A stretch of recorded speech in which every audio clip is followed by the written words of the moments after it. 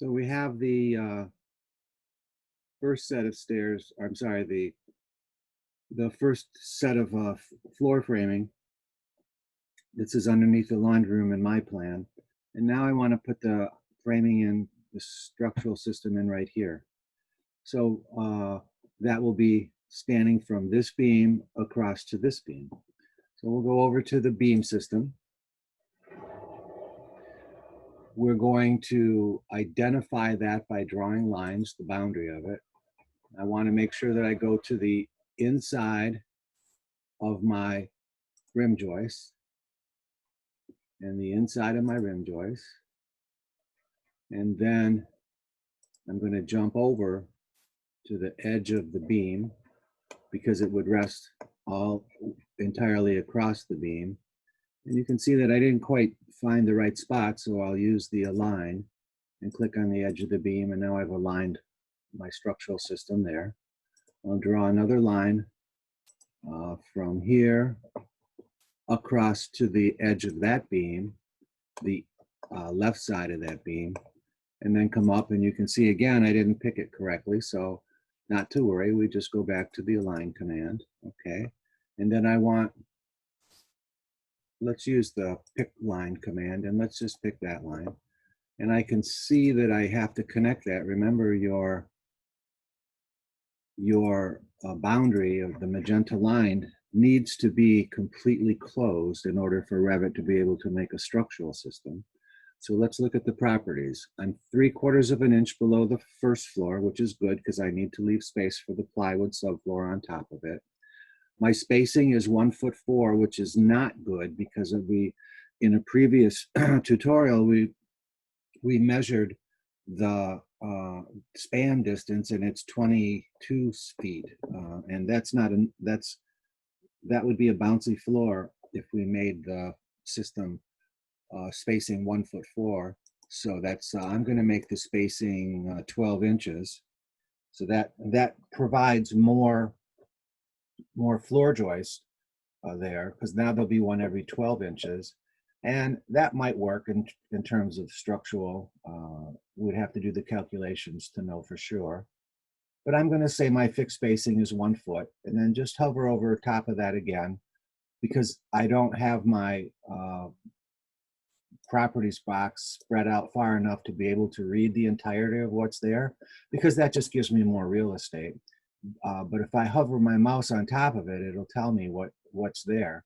When this guy is smaller, that gives me a little bit more real estate to work on. So what I want to do then is just hover my mouse over the top, so Revit will pop out what the entire length of that text is. And it's saying dimensional lumber 2x12. So I'm okay with that. Let's say okay and see what happens. It says that there's a problem. So it's showing me right over here that my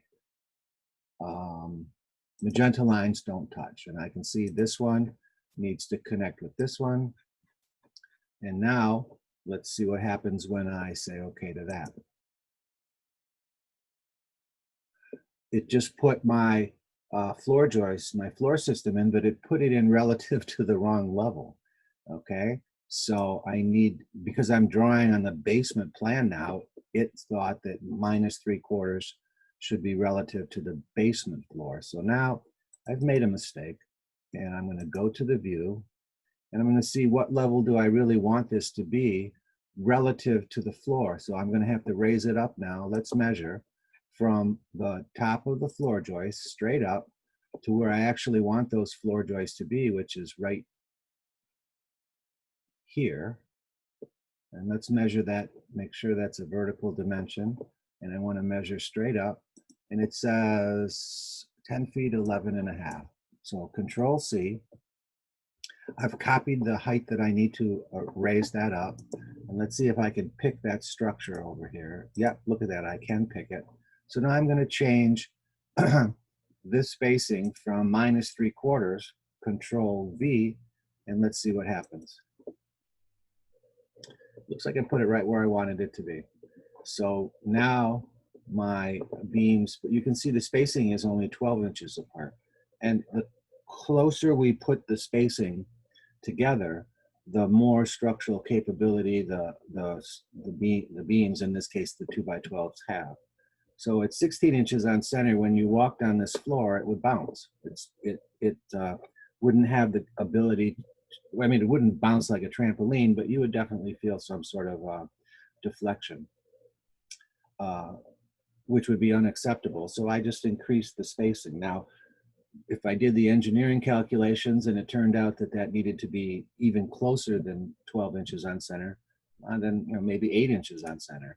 So it's pretty simple to change that. But anyway, here we go.